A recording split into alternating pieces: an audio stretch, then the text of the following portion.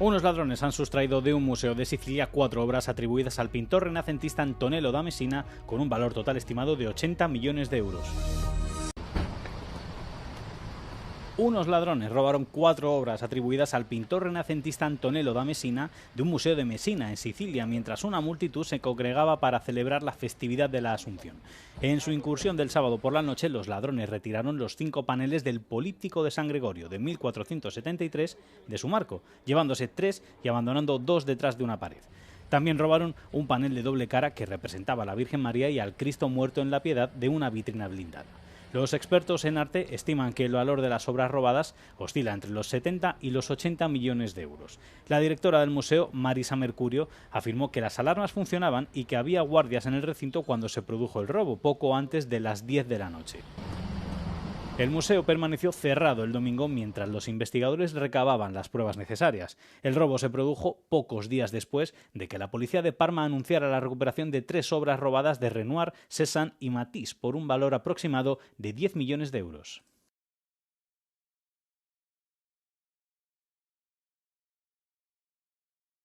Los incendios forestales siguen arrasando varias zonas de Europa y los bomberos luchan contra grandes incendios en Bélgica, Alemania, Francia, Croacia y Grecia en medio de un calor persistente y condiciones de sequía. Un incendio en la Reserva Natural de los Altos Fens, en Bélgica, duplicó con creces su extensión en 24 horas durante el fin de semana hasta alcanzar unas 3.000 hectáreas, lo que lo convierte en el mayor de la historia del país. El sábado por la tarde los medios locales informaron de que se había ordenado la evacuación de 600 personas en la provincia belga de Lieja. Las autoridades indicaron que el sábado por la noche se movilizaron más de 250 bomberos y otros miembros de los servicios de emergencia.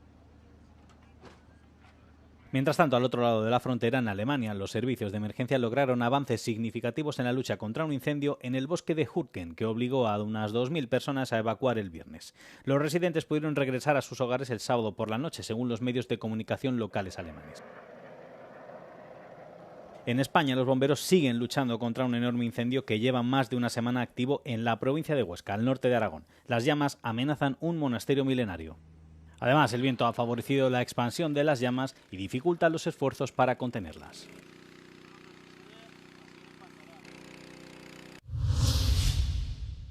La Policía Metropolitana se ha disculpado tras revelar accidentalmente las direcciones de correo electrónico de 143 personas que presentaron denuncias por abusos sexuales por parte de Mohamed Al-Fayed. La policía achacó el hecho a un error humano tras revelar accidentalmente las direcciones de correo electrónico en un informe mensual dirigido a las víctimas del difunto propietario de los grandes almacenes londinenses Harrods. La Policía Metropolitana también ha remitido el caso al organismo regulador de la información del Reino Unido, la Oficina del Comisionado de Información. La policía sigue investigando las denuncias contra Al-Fayed y contra las personas que podrían haber facilitado o permitido sus presuntos delitos. Se han presentado cientos de denuncias por conducta sexual inapropiada contra el difunto multimillonario egipcio, que falleció en 2023 sin haber sido acusado de ningún delito. La Policía Metropolitana ha indicado que se ha interrogado a 6 personas en relación con el caso, pero no se ha procedido a ninguna detención. El académico británico Jason Ardight, el profesor negro más joven de Cambridge, fue hallado muerto el viernes, una semana después de dimitir a raíz de acusaciones de plagio. El hombre de 41 años fue hallado en una vivienda del sur de Londres, según informaron los medios de comunicación británicos. Ardight saltó a los titulares en 2023 cuando fue nombrado profesor. Sin embargo, desde entonces se ha enfrentado a una avalancha de acusaciones de plagio en su tesis doctoral, que tanto Ardight como sus defensores alegaron que tenían motivaciones racistas. La semana pasada dimitió de su cargo en la Universidad de Cambridge poco después de que ésta anunciara una investigación sobre las diversas acusaciones que se le imputaban. La familia de Ardight denunció lo que calificaron de años de acoso, afirmando que Ardight había sido objeto de una campaña de abusos continuados desde que aceptó el cargo en la universidad. El mes pasado, las acusaciones de plagio dieron un giro diferente cuando fueron aprovechadas por periódicos y comentaristas británicos de derecha, quienes afirmaron que Ardight se había beneficiado injustamente de las políticas de diversidad, igualdad e inclusión. El profesor de sociología nunca aceptó las acusaciones y declaró en una carta que, básicamente, había llegado al límite de su capacidad para soportar una situación difícil.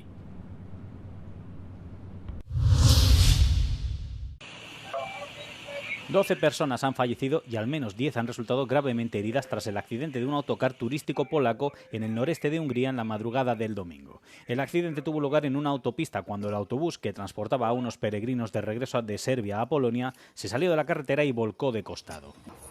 Los medios de comunicación que citaban a la policía aseguran que el conductor se había quedado dormido al volante. El ministro del Interior, Gábor Poszfaj, ha anunciado que el hombre ha sido detenido. 5 de los heridos se encontraban en estado crítico, según declaró un diplomático polaco en una rueda de prensa. Según las autoridades encargadas de la gestión de catástrofes, en el autobús turístico que se dirigía a Nyíregyáza viajaban 57 pasajeros y 2 conductores. Tras recibir asistencia médica in situ, los heridos fueron trasladados a hospitales de 4 ciudades diferentes. El primer ministro húngaro Péter Magyar y el primer ministro polaco Donald Tusk expresaron sus condolencias a las familias de las víctimas.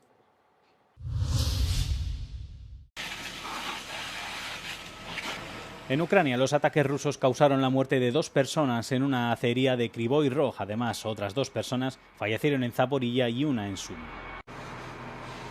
Un popular mercadillo de libros al aire libre de Kiev también se vio afectado, lo que provocó un gran incendio. El presidente ucraniano Volodymyr Zelensky afirmó que Rusia había lanzado más de 1.500 drones contra Ucrania durante la última semana. Mientras tanto, Ucrania lanzó cientos de drones contra Rusia en uno de sus mayores ataques aéreos desde que comenzó la invasión a gran escala en 2022. Las autoridades rusas informaron de que 5 personas perdieron la vida en Rostov, otras 2 en Belgorod y Moscú, mientras que un almacén de Wilberries en Podolsk se incendió. El ejército ruso afirmó haber destruido 822 drones ucranianos, incluidos 600 que, según se informa, se dirigían hacia Moscú.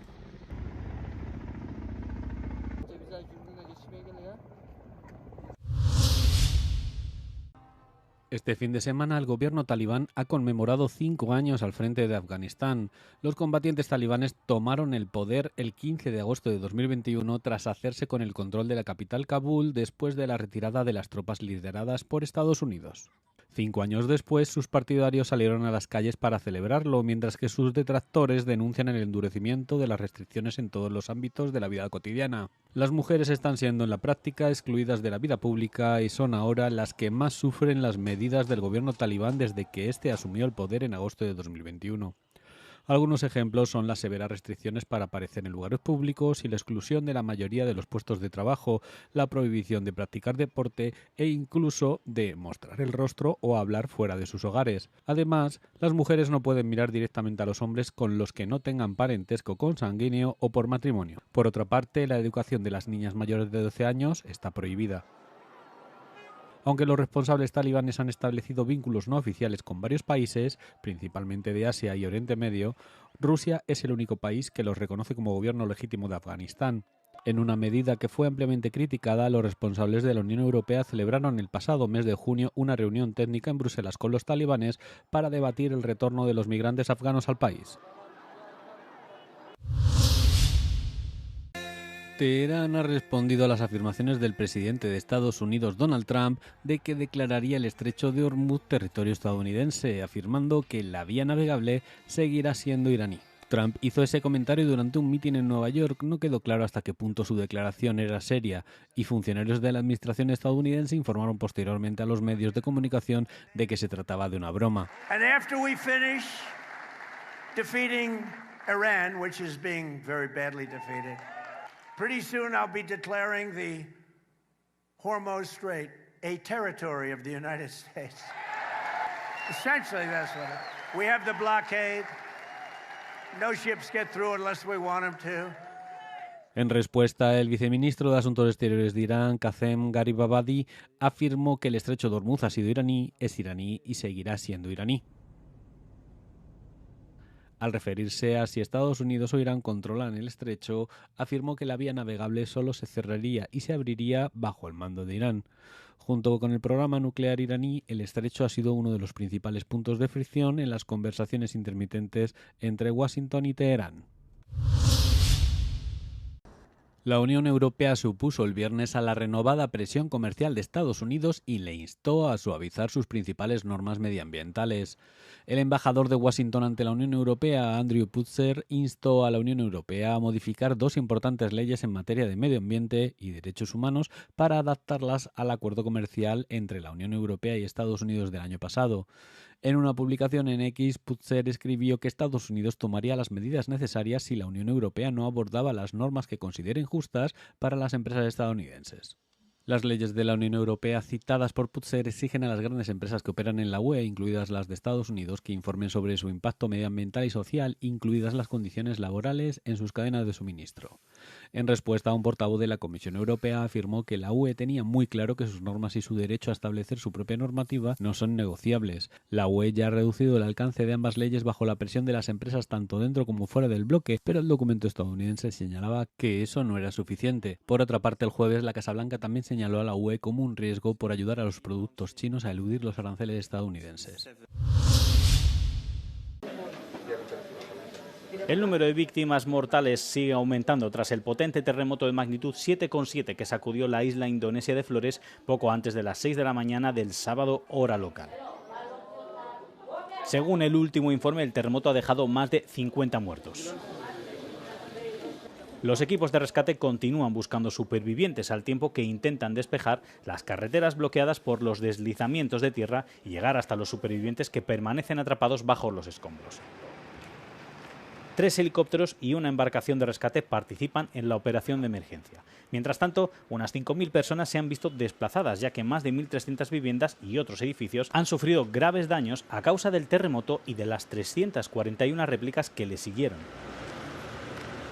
El terremoto inicial de magnitud 7,7 y con un foco a solo 15 kilómetros de profundidad ha sido el más mortífero del país desde 2022. A este le siguió un segundo terremoto en otra zona de Indonesia que, según las últimas estimaciones, alcanzó una magnitud de 6,9 en la escala de Richter.